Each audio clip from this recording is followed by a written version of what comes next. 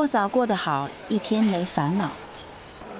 热干面呢，其实看起来蛮简单，但是做起来呢，其实是蛮讲究的。再就是我们这么用石磨沏起来呢，有颗粒感，也会更香一些。芝麻酱的老嫩，萝卜丁的脆度，卤水的香气，面条的软硬，各家热干面的味道就体现在这些细微的差别中。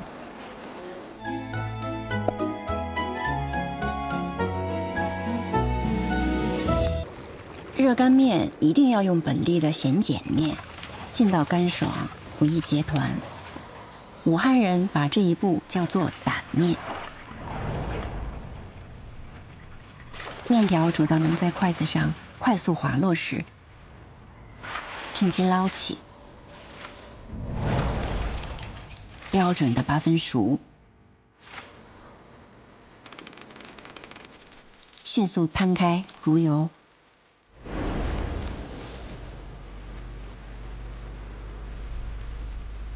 借助冷风吹散热气，热干面的口感大局已定。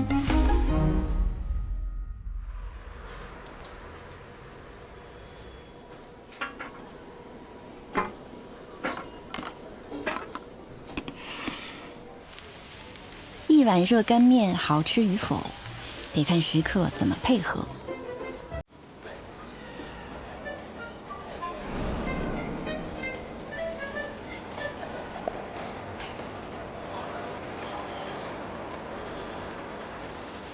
心急的时刻，边走边拌，走路带动的气流迅速给热干面降温，麻酱和调料瞬间冷却附着，调拌出只属于自己的味道。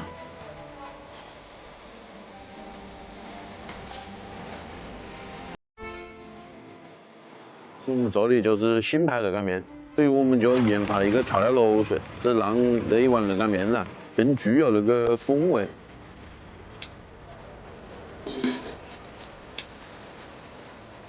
第一是在北京吃到的，用麻酱去蘸涮肉，当时我就萌生了一个想法，就是可以把新鲜的牛羊肉跟热干面做一个结合，肯定可以成功。当年学习上落下的心思，全用在了热干面上。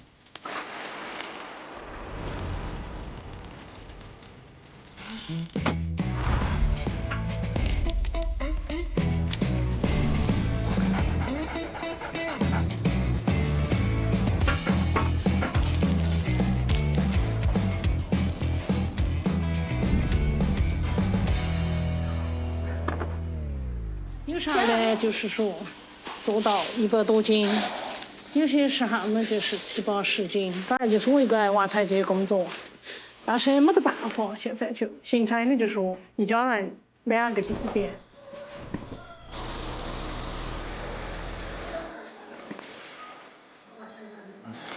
这个是大树，给它的豌豆夹下来。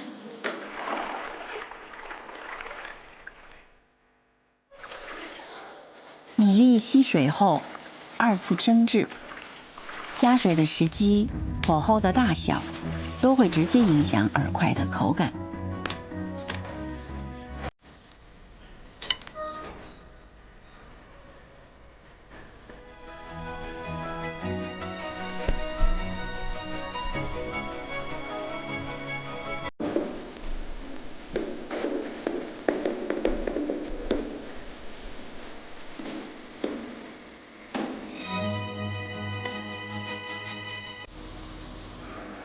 为了让老张在烤制时更加得心应手，妻子会细心地除去每一个饵块上遗留的糠皮。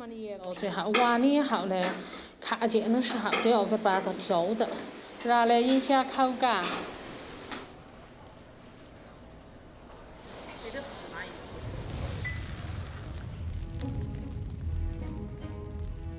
炭火之上，饵块肿胀，表壳和内部分离，表壳焦脆的同时，保证内里的柔软。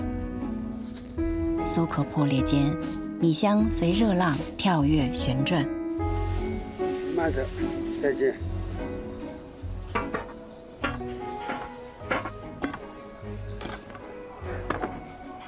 素净的米香搭配自制的丰富酱料，能创造组合出10几种不同的风味。甜酱在那个油条的外面，然后咸酱在里面，就先吃到甜的，然后又吃到花生、酸菜、香菇角。香菇要仔细地摘去伞帽，香菇的帽口感发软和发黏，香菇腿更有嚼劲。香味儿的话，它会比香菇帽更多一些。脆爽的雪菜丁与绵密的花生酱混合在口腔，就是一场唇齿间的欢愉盛宴。至于其他的配方，这个不能告诉您。好吃就完事儿了。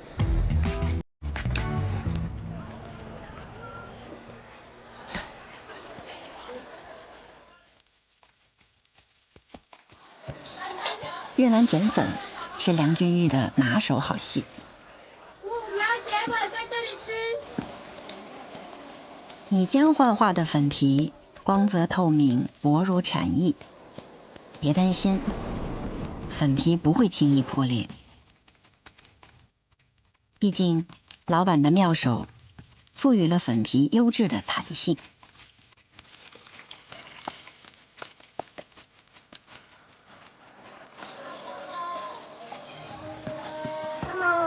越南卷粉，你们慢用哦。还有一些，还有秘诀啊，就不要再问了。秘诀掌握在丈夫卜财富手里。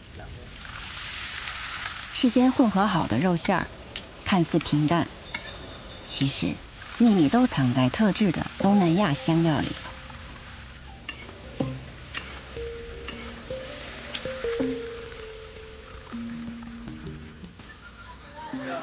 说起性格，谁能想到与卷粉搭档出场的，是一杯正宗的越南咖啡。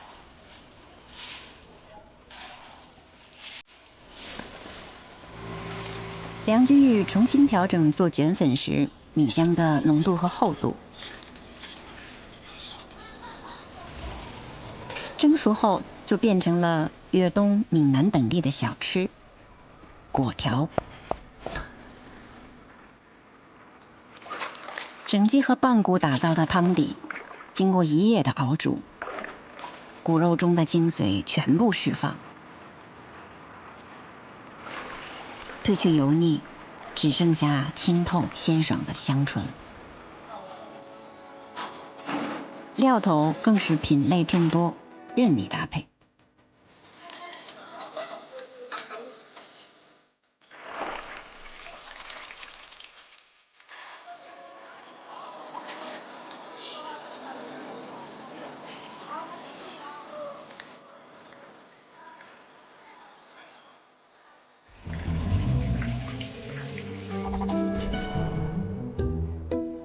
想让一只猪头被人喜欢，过程很不简单。猛火猛料，让猪头来到了快乐星球。你觉得惊悚，但对于博山人来说，问题不大。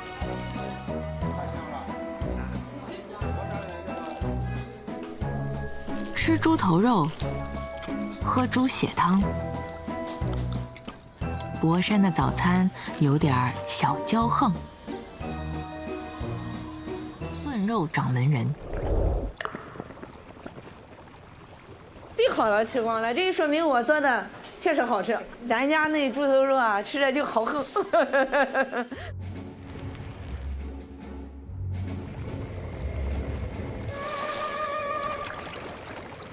先前的粗暴加工，让猪头肉酥骨烂，而四姐每天的功课是要在炖肉的同时加一点可爱，给它们提色增香。大部分人就说所有东西都差不多用的，但是我们就是在自己的佐料上有点小窍门，确实就是那么一点儿，那好多人就不知道。如何打造下一个全场最佳，是属于四姐的小秘密。而真正给猪头肉注入灵魂的绝招是寒冷与孤寂，让让肉汤变成肉冻，凝结了儿时的回忆和四姐的一点点可爱。确实好吃，行，可以，没问题。让人拍案叫绝。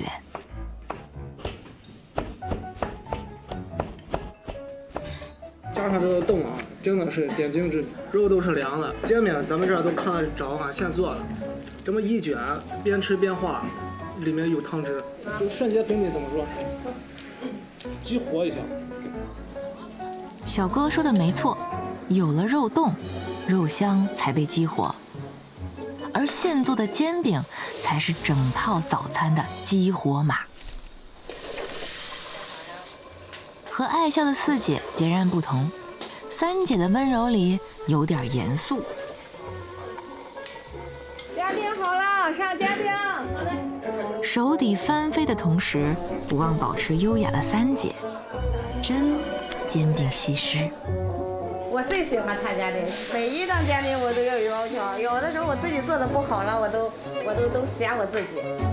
这就开始吃了哈，咱们就开始吃，你看这一侧是挂过来。你看吃小米煎饼还养胃，是吧？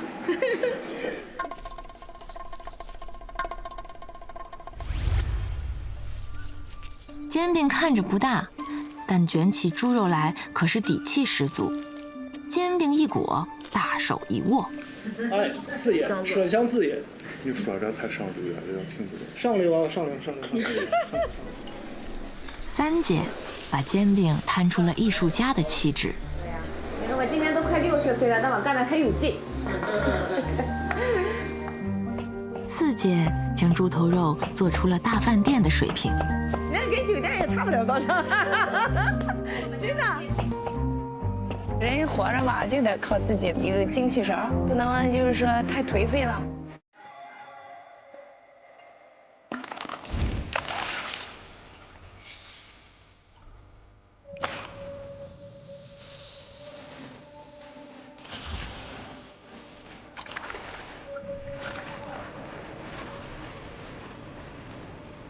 这就是鳝鱼辣汤的全部秘密。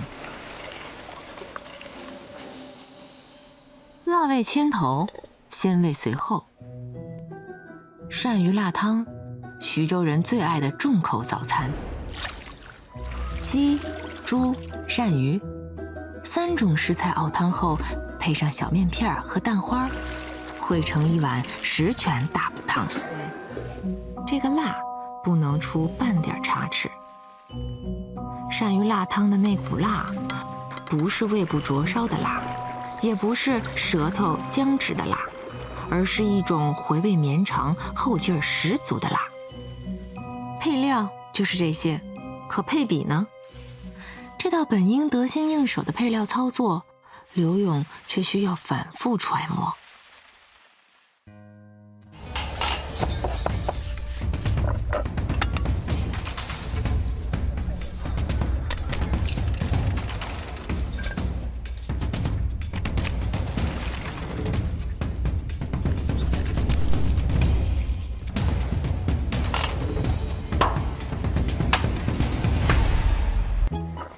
王哥的擀馍杖是他的独家乐器，不仅敲响自家早餐生意，更敲醒了西安各路食客们的耳朵。瞧这招生意，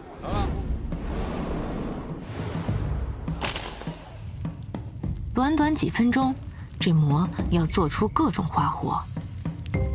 最上层脆，中间软绵空心，底层要硬。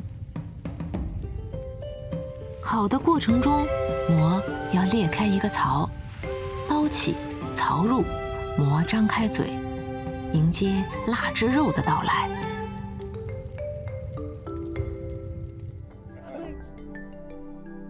腊汁肉的公式就是肥等于香，汁水进入皮最多，其次是瘦肉，肥肉吸收的最少。油脂吸出40%，香味留存的恰到好处。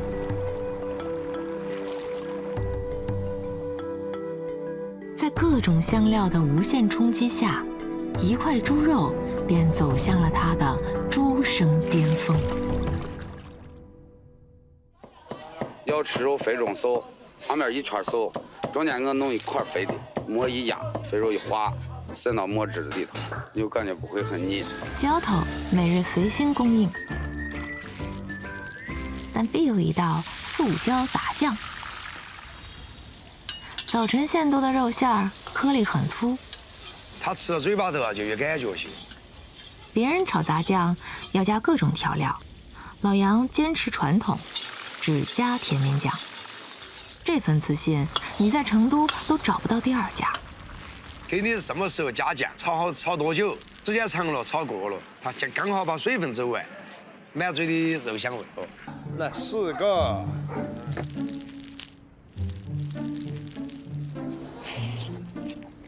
说到复合味，得提一提灵魂底料甜酱油。个人的做法都不一样，各有千秋嘛。各种香料熬制的酱油，经老红糖点化，就是老杨对于那些挑剔嘴巴的回答。你没听错，就是海味。几十年前，成都人几片海带，几颗淡菜，创造了对遥远海洋的畅想。多少老成都对大海的初印象，就是从这一碗海味面开始的。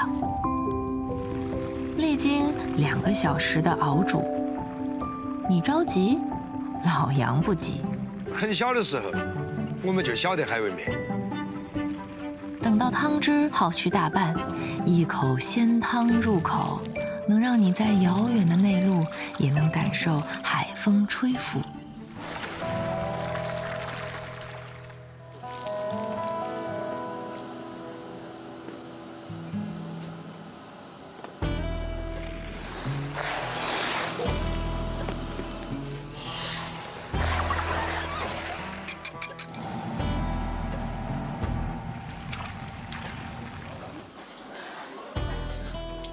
3餐4季，在速度和激情相伴的冬日里，一口薄皮大馅的云吞，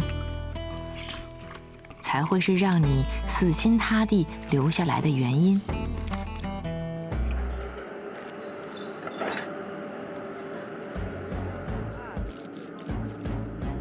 从80年代到现在，刘姐这双巧手和汇编云吞一起兴盛，顺理成章退休返聘，继续延长她的职业黄金期。1晚上了，2晚，1晚谁也学不会，谁也是慢动作，一点点都是在从不会到会，一点点学。水打馅儿，配合香油提味之后，搅上劲儿。用刘姐的话说，就是腻乎极了，我马不停蹄的干，还能供上云吞了。3下5除2，1秒一个幸福小包裹，这就是刘姐速度。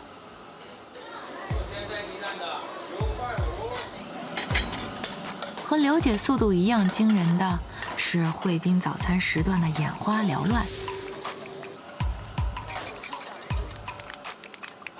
但即便这样，还是供不应求。说实话，要有急事别来这吃饭。天津人这就得拿鸡蛋往里冲，好吃。这天津卫人就是习惯性都是自个儿带鸡蛋，过去都是打的这个鸽窝鸡蛋。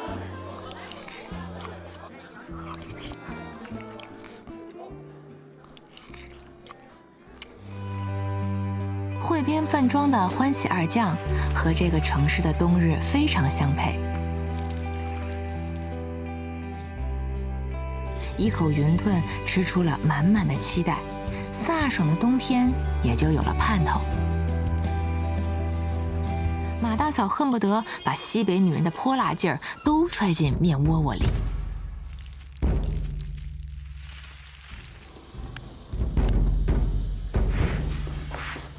回民加西北女人的双重身份，让马大嫂的面钉子成为免检产品。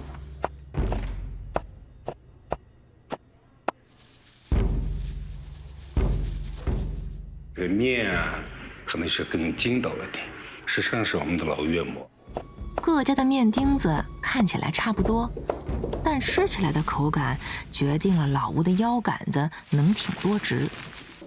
但再好的面丁子也离不开滚烫绵密的辣卤子，就像生活里的两口子。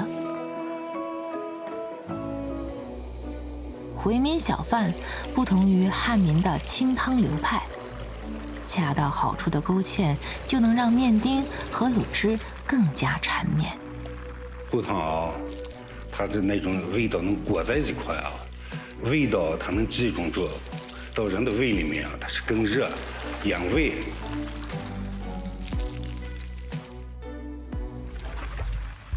30多种中药材的加入，就是老吴对昔日伙伴最后的尊重。